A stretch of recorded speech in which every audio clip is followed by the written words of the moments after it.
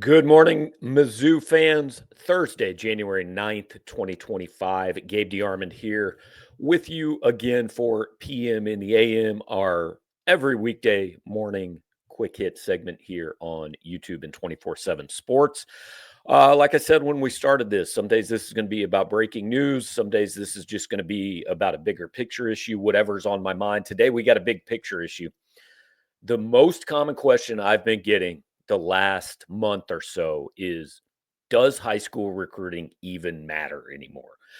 This has been particularly on the minds of Mizzou fans because six members of the 2024 recruiting class transferred out after only 6 months on campus. So a lot of people wonder, what's the point in going out and getting these kids when so many of them are going to leave? I understand that point of view. It still matters, but it absolutely matters less than it used to and less than it ever has before. It used to be that high school recruiting was the way you built your program. It was the only way you were getting these kids on campus most of the time. There were transfers in the past, but they had to sit out. It wasn't that big a deal. And every year we've thought maybe the portal will get less active. It's only gotten more active. Kids are looking to move all the time.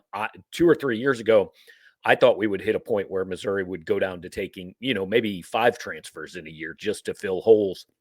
If anything, Missouri has gotten more active in the transfer portal market. They've already got 15 kids coming in this year, and they will take at least two, three, four more. So we're looking, closer to 20 transfers probably in a year where they only took 17 high school recruits. So for the first time ever, I think we're going to have more transfers in a Missouri class than we do high school kids. In the last 4 years, Missouri has taken 21, 19, 22, and 17 high school kids. Eli Drinkwitz said in December that they've kind of hit on a formula, and he hinted that formula was, hey, high school classes are probably going to be 20 at the top. And then they're going to use the portal. And the phrase he used was production over potential.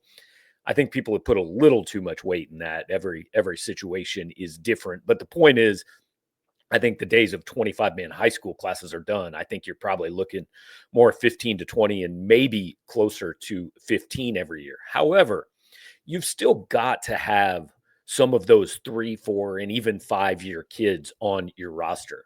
The comparison that's kind of come to my mind recently is when the one and done really became a thing in college basketball, right? John Calipari obviously was the king of it at Kentucky. Duke jumped in it, some other programs, but Duke and Kentucky were the main ones that were having 2 or 3, 4 kids, even maybe that look, they brought to campus and they knew they were only there for 1 year. But if you look back at Duke's best teams, at John Calipari's best teams at Kentucky, they had some of those kids, no question. But you know what they also had? They also had seniors, juniors, maybe a kid who had even, you know, been on campus for 5 years every now and then. You've got to have some continuity. Now, obviously, the number is different. In basketball, you're talking 13. In football, you're talking 85. So one or two seniors in basketball. But I think you've got to have, I don't even know a number, but you've got to have a decent number of those kids who have been in your program for 3 or 4 years so that when these transfers come in and they hit campus, and look, a lot of them are only going to be here for 9 months or maybe for a year and a half. You have somebody to kind of be a between the coaches and the new guys saying, hey, this is how we do things. This is what our culture is. This is our brand, whatever word you want to use. You've got to have some of those kids who have been around. Now, they're going to be fewer and further between, certainly. But look at Missouri's last couple of teams. I mean, who have been the team leaders? Darius Robinson 2 years ago, a kid who had been here for 5 seasons, who came here when it wasn't great and left when it was, but was able to kind of pass that on to his teammates. This past year, Brady Cook, definitely one of those guys. Now, that doesn't mean that a transfer, Theo Weiss became a big team leader. Doesn't mean that can't happen. But Brady Cook and Johnny Walker this year were those guys who have been on campus for 5 years, and they kind of set the example for everybody else. So, the best way to look at high school recruiting is, yeah, you still want to rank highly and have these classes that people think well of when they sign, right? I remember, Barry Odom and Eli Drinkwitz have both said versions of this when asked about recruiting rankings or top 25 when they were at Missouri, which is, hey, if they keep score, I want to win, right? So yeah, if they're ranking high school classes, sure, you want the number one class in the country or a top 15 class or whatever your goal for your program might be. But you also have to understand that that class in 3 years is going to look a whole lot different. It is simply more of a transactional thing, and a lot of these kids are going to leave. So I don't think you can just build a program on the portal. You certainly cannot build a program without the portal. You've got to use both of them. In the end, what's the percentage? How much does it matter? Again, high school recruiting matters less than it used to, but it's still not unimportant.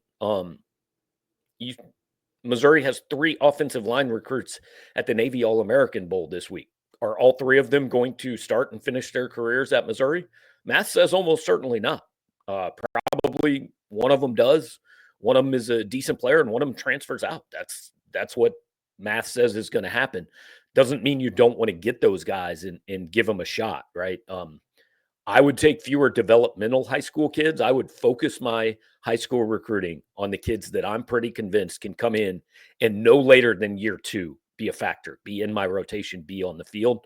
Um, what you're not going to see probably as much of is what Gary Pinkel did, taking these kids that nobody had heard of out of Texas or a 3-star from rural Missouri and turning those kids into really good football players in years 3, 4, and 5. I mean, it'll still happen, but it's going to be a lot more rare. I think those kids are more now going to go to group of 5 schools or maybe even FCS schools and then hope to in 2 years be the kids that the Power 5 or Power 4 conference schools are looking to bring in as transfers. So we're all adjusting to this. Nobody knows completely what to make of it yet because we're still so early. But again, that was the question that I'm getting almost every day now is how much does high school recruiting matter? So while we have no specific breaking news, I thought today would be kind of a good time to dive into that a little bit, give you guys my thoughts.